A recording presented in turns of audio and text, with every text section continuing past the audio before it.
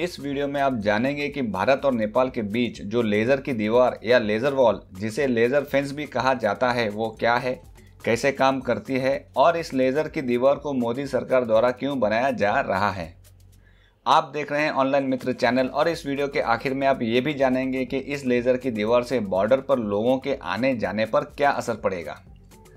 सबसे पहले ये खबर आप जान लीजिए कि भारत और नेपाल के बीच जो 1770 किलोमीटर की लंबी बॉर्डर है, उस पर लेज़र वॉल बनने जा रहा है। लेज़र वॉल या इंफ्रारेड फेंसिंग कोई नई चीज़ नहीं है और इसे कुछ लोग और कुछ कंपनीज अपने प्रॉपर्टी के कंपाउंड्स में भी लगाते हैं। इसमें होता यह है कि एक तरफ होता है सिग्नल ट्रांसमीटर और दूसरी तरफ होता है रिसीवर, जिसे कई किलोमीटर दूर भी रखा जा सकता है। तो ये सिग्नल ट्रांसमीटर एक इंफ्रारेड सिग्नल या लेज़र बीम छोड़ता है जो मनुष्यों द्वारा नहीं देखा जा सकता और ये सिग्नल रिसीवर तक पहुंच जाता है, जिसे सेंसर भी कहा जाता है। लेकिन इसके बीच में अगर कोई इंसान आ जाए तो कंट्रोल रूम में बैठे ऑफिसर को इसका पता चल जाता है और वो ऑफिसर या तो वहां पर नज़दीकी सुरक्षा कर्मी को सूचित कर सकता है या लेज़र की तीव्रता को बढ़ाकर उस इंसान को घायल भी कर सकता है। लेकिन मुझे नहीं लगता कि इतने ज़्यादा पावरफुल लेज़र का इस्तेमाल भारत सरकार यहाँ पर करेगी और शायद सिर्फ बॉर्डर की निगरानी करने के लिए ही लेज़र का उपयोग किया जाएगा। ऐसे लेज़र वॉल दिन में, रात में और हर मौसम में काम करते हैं, चाहे बारिश हो, अंधेरा हो या कोहरा छाया हो।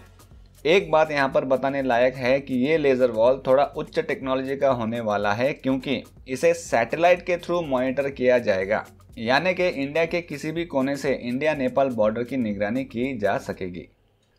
इस लेज़र वॉल को उत्तर प्रदेश में स्थित इंडिया नेपाल के सोनोली बॉर्डर पर रखा जाएगा, जहां से इस लेज़र वॉल को उत्तराखंड तक ले जाया जाएगा।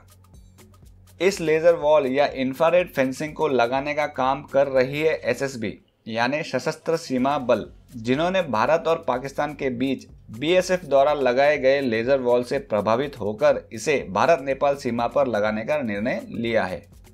सशस्त्र सीमा बल का यह भी कहना है कि इस लेज़र वॉल को अब तक बन जाना चाहिए था, लेकिन कोरोना वायरस की वजह से ये काम अभी तक नहीं हो पाया है और अब क्योंकि लॉकडाउन में ढील दी गई है तो ये काम अब जल्द से जल्द शुरू होने जा रहा है और जल्दी खत्म किया जाएगा। अब बात करते हैं कि ये लेज़र की दीवार भारत सरकार द्वारा क्यों बनाया जा रहा है। तो वजह यह है कि 1770 किलोमीटर लंबी भारत और नेपाल के बीच ओपन बॉर्डर है और भारत और नेपाल के लोग एक दूसरे के देश में बिना पासपोर्ट और बिना वीज़ा के आ जा सकते हैं। तो इसका फ़ायदा आतंकवादी और अवैध धंधा करने वाले उठाते हैं, जैसे जाली नोट और ड्रग्स की तस्करी करने वाले और ह्यूमन ट्रैफिकिंग या मानव तस्करी करने वाले लोग जो बच्चों और महिलाओं को फंसाकर बॉर्डर पार करवाते हैं। तो इस तरह से टेररिस्ट, स्मगलर्स, ह्यूमन ट्रैफिकर्स और इलीगल इमिग्रेंट्स को रोकने के लिए ये लेज़र की दीवार लगाई जा रही है। लेज़र वॉल के साथ साथ एसएसबी को दूसरे अत्याधुनिक गैजेट्स भी दिए जाएंगे, जिसकी मदद से ये इंसानों के शरीर के अंदर या मशीन्स के अंदर भी जांच पड़ताल कर सकेंगे, जो स्मगलिंग को रोकने में इस्तेमाल किया जाएगा। अब आखिर में इसके असर के बारे में बात करते हैं। तो भारत और नेपाल के आम जनता को इससे कोई परेशानी नहीं होनी चाहिए और इस लेज़र की दीवार से सिर्फ स्मगलर्स, टेररिस्ट, ह्यूमन ट्रैफिकर्स और इलीगल इमिग्रेंट्स को ही चिंता करनी चाहिए।